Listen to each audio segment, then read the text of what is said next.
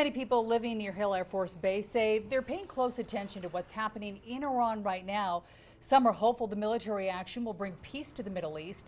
It is unclear if Hill Air Force Base took part in the strikes, but it is home to about 78 F-35 fighter jets, with the 388th Fighter Wing taking part in that strike in Iran's nuclear arsenal just last year.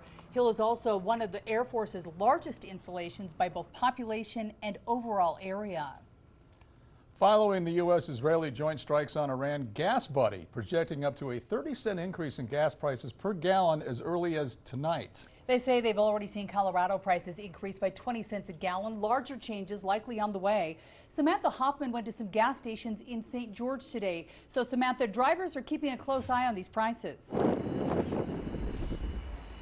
Yes, for drivers I spoke with, they are very much concerned about the possibility of raised gas prices. One driver I spoke with was from Nevada, and he said he gets gas here because it's cheaper in St. George, and he plans to regularly go to Arizona if prices rise.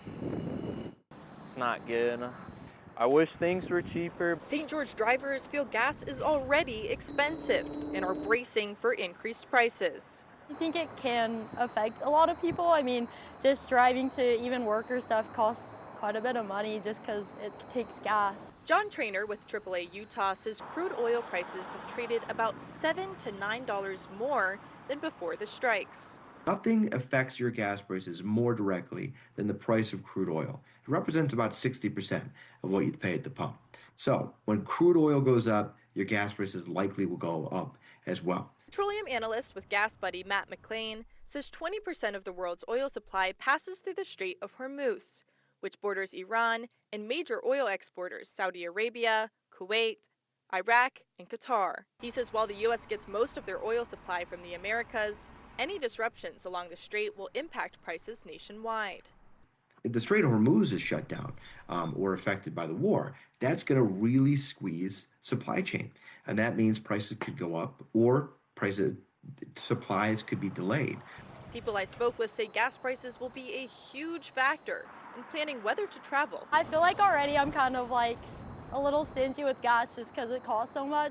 And it's like if you're a college student and you're having to pay for that and you're having to work and stuff and save for it, it's a lot of money.